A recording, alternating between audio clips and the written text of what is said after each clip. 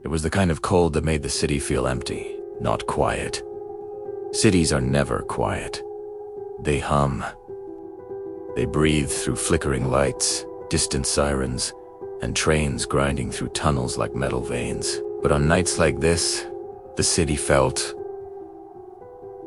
abandoned. Ethan Cole stepped down the stairs into Blackridge Station. It was 12:43 a.m. No signal. He had stayed too late at work again. He walked toward the digital timetable. 12:47 eastbound, 12:55 airport line. He needed the red line.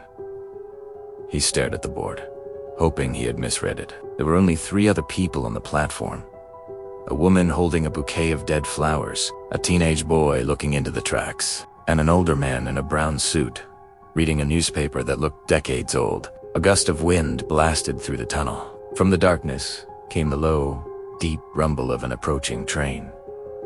It was old, dull and scarred. The headlights were weak cones of light. On the front display, there was only static. The doors hissed. Open. The woman with the flowers stood first. The boy and the old man rose without hurry. All 3 boarded. Ethan hesitated. "Excuse me," he called. "What line is this?" None of them answered. A conductor in a navy uniform stood inside. "Last train home," he said. The conductor's smile did not change. "It goes where you need to go." Ethan climbed aboard just as the door slid shut. The carriage was nearly empty. Across from him, the woman's roses were blackened. The teenage boy was mouthing something to his reflection. The old man's newspaper was dated October 14th, 1997. The train rattled faster. Too fast. It slowed at a station with a burned sign. The woman spoke. "My daughter. She was late. Time matters here." Ethan looked at the map. There wasn't one. "What stops are on this line?" The conductor tilted his head. "You've been on this line before." The lights flickered. For a second, Ethan's reflection was bloodied and bruised. "First time is the hardest," the old man said. They stopped at Rivergate. A wet man stepped on. Drip, drip. Ethan reached for the emergency handle. It was gone. "No use," the conductor said. "What is this train?" Ethan snapped. The conductor answered gently. "A courtesy." The lights dimmed. For one heartbeat, the carriage was full of silent, staring ghosts. "This isn't real," Ethan whispered. Memory came in fragments. Metal screaming. White light. "You don't remember," the boy said. The sound. The train stopped at Ashdown. Ethan's stop.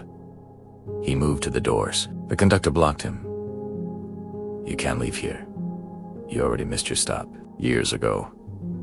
Outside, the station decayed in seconds. A sign appeared. "Closed following fatal incident 4 years ago." Ethan stumbled. He remembered the rain. The funeral. "I died," he whispered.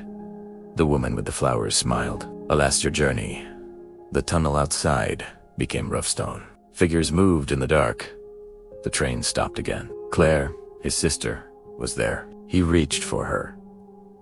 But she looked right through him. "She's dreaming," the old man said. Grief opens doors. The next stop was warm golden light. Ethan's father sat on a bench. He looked perfect. Too perfect. "Look at the feet," the boy murmured. The shoes were backward. Ethan jumped back as the doors slammed shut. The final stop had no station, only a shoreline under a starless sky. Home is not where you were. It is where you are no longer lost. Ethan stepped off. The train pulled away into the dark. From far away he heard Claire's voice, not crying, but laughing through tears. Dawn touched the horizon. Ethan breathed in and began to walk.